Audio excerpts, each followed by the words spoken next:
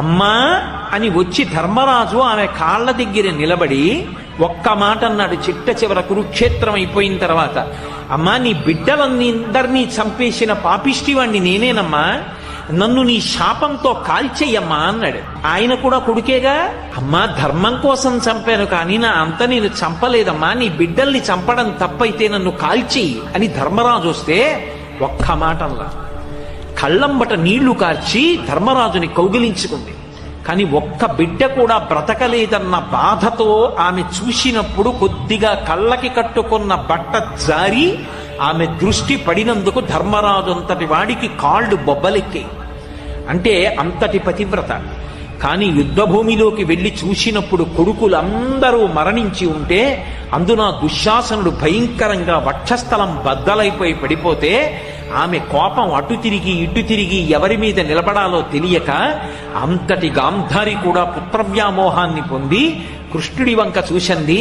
అన్నీ నీకు తెలుసు, వీళ్ళందరూ మరణిస్తారని తెలుసు, నువ్వే పూనికిని ఉంటే నా కొడుకులు ఇలా చనిపోయేవారు కాదు, దీనికి అంతటికీ కారణం కృష్ణ నువ్వే, నీ అన్నదమ్ములు కూడా ఇలాగే కొట్టుకుని యదువంశం ఒకరితో ఒకరు కొట్టుకుని నశించిపోవుగాక, కొన్ని సంవత్సరముల తరువాత నువ్వు కూడా దిక్కులేని చావు చచ్చదవుగాక. కృష్ణుడు నవ్వి అన్నాడు, అమ్మా ధర్మానికి వంతపాడినందుకు నువ్వు నాకు ఇచ్చిన కానుక అన్నాడు. ఇంతటి గాంధారి కుంచుకుపోయింది. 100 కొడుకులు పోయినా చిట్ట చివరికి ధృతరాష్ట్ర మహారాజుతో కలిసి వానప్రస్థం చేసి దావాగ్ని యందు శరీరాన్ని విడిచిపెట్టేసింది.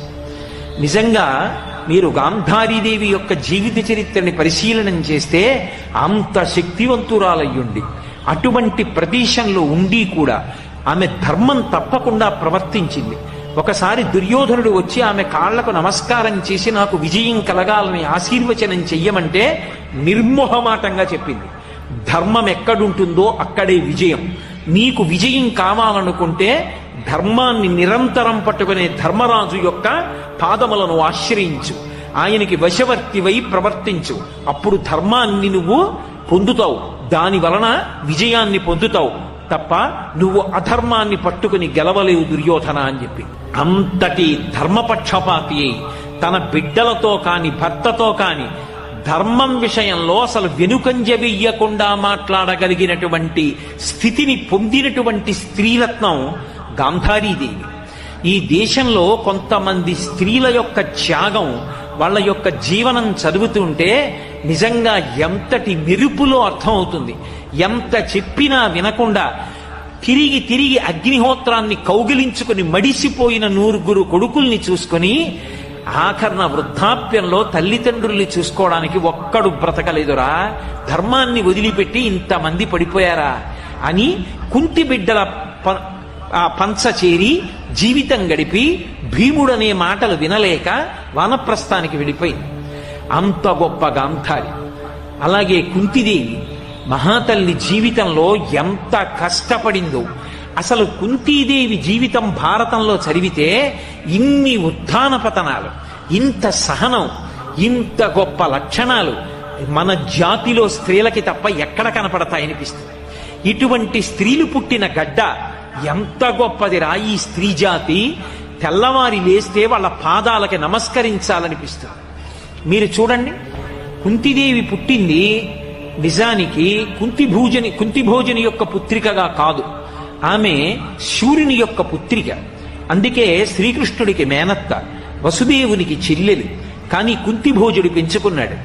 అసలు తండ్రి పెట్టిన పేరు పృథ, కానీ ఆ కుంతిభోజుడు పెంచుకున్నాడు కాబట్టి కుంతీదేవి అని పేరొచ్చింది ఆవిడికి. ఎంత ఓర్పు కలిగినది అనడానికి ఒక్కటే అగ్ని పరీక్ష. ఆమె చిన్నతనంలో కుంతిభోజుడి ఇంటికి దుర్వాసో మహర్షి వచ్చారు. నేను ఇక్కడ కొన్ని నెలల పాటు ఉంటాను, నాకు ఉపచారాలు చేయడానికి ఎవరినైనా ఏర్పాటు చేయమన్నాడు. ఆయన కోపధారి. ఇదిగో వస్తున్నాను భోజనానికి అంటాడు. వెళ్ళిపోయిన వాడు రాత్రి వస్తాడు. తాను భోజనం చేయకుండా ఎదురు చూడాలి. తన పత్నులను నియోగించలేదు కుంతిభోజుడు, ఆయన ముందు తట్టుకోలేరని. రాజ్యంలో ఎవరినీ నియమించలేదు. ముక్కుపచ్చలారని పిల్ల ఇంటికొచ్చిన దత్తపుత్రిక కుంతీదేవిని నియమించాడు. ఎంత ఓర్పుతో సేవించిందంటే అన్ని నెలలు సేవించిన తరువాత వెళ్ళిపోతూ దుర్వాసో మహర్షి సంతోషించి అన్నాడు, నీకు నేను ఒక గొప్ప ఉపదేశం చేస్తున్నాను. నువ్వు ఏ దేవతని కోరుకుంటావో ఆ దేవత యొక్క అనుగ్రహం చేత నువ్వు సంతానాన్ని పొందుతావన్నాడు. మరి ఏ భవిష్యత్తుని దర్శనం చేసి వరం ఇచ్చాడో మహానుభావుడు. ఇంత గొప్ప వరం ఉంది కదా అని సంతోషించింది. పాండురాజు ఆ రోజుల్లో అరివీర భయంకరుడు, మహానుభావుడు. అటువంటి పాండురాజుకి ఇల్లాలైంది మహాసౌందర్యవతి. ఇంతటి సౌందర్యవతిని, దేవతల యొక్క వరాన్ని పొందినదాన్ని, దుర్వాసో మహర్షి యొక్క వరాన్ని పొందినదాన్ని, పరమ సంతోషాన్ని పొందింది. కర్ణుడి కథ చెప్పలేదు పాండురాజుతోటి. చాలా సంతోషంగా కాలం గడిపింది. ఎంత అందగత్తైనా స్త్రీకి జీవితంలో భరించలేని ఖేదమేమిటి అంటే తన భర్త సవతిని తీసుకురావడం. అంతకన్నా బాధ జీవితంలో ఇంకోటి ఏముంటుంది? ఇంతగా అనుగమించే కుంతి ఉండగా మాద్రిని పెళ్లి చేసుకున్నాడు పాండురాజు. అయినా ఆమె అమర్షమును పొందలేదు. పరమ ప్రేమతో తోడ పుట్టిన చెల్లెల్లా చూసింది మాద్రిని. అంత సంతోషంగా కాలం గడుపుతున్నారు. శతశృంగ పర్వతం మీదకి వెళ్ళారు. తీరా వెళ్ళిన తరువాత అనుకోని రీతిలో బాణప్రయోగం చేశాడు పాండురాజు. ముని శాపం ఇచ్చాడు, నువ్వు నీ భార్యలతో సంగమిస్తే మరణాన్ని పొందుతావు అన్నాడు. సంతానం కలగలేదు. నాకు సంతానం కలగాలి ఎలా, తండ్రినవడం ఎలా, లేకపోతే ఉన్నత గతులు ఉండవని బాధపడ్డాడు.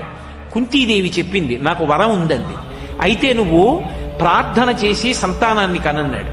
భర్త అనుమతితో దేవతల్ని ప్రార్థన చేసింది. ధర్మరాజ అనుగ్రహంగా ధర్మరాజుని, వాయు అనుగ్రహం చేత భీముణ్ణి, అలాగే దేవేంద్రానుగ్రహంగా అర్జునుణ్ణి కంది. ఇప్పుడు మీరు ఆలోచించండి, సహజంగా సవతులిద్దరుంటే తనకే బిడ్డలున్నారు. అందున అక్కడ గర్భిణి అయ్యింది గాంధారి. ఆమె కన్నా ముందు తను బిడ్డల్ని కంది, కాబట్టి సింహాసనానికి వారసుల్ని కంది. కుంతీదేవి జీవితంలో మళ్లీ ఓ మెట్టు పైకెక్కి, మెట్టు పైకెక్కి సంతోషించింది. మాద్రి కన్నా నేను గొప్పదాన్ని, బిడ్డలున్నారు. గాంధారి కన్నా గొప్పదాన్ని, ముందు సంతానాన్ని కొన్నాను, సింహాసనానికి వారసుల్ని ఇచ్చాను.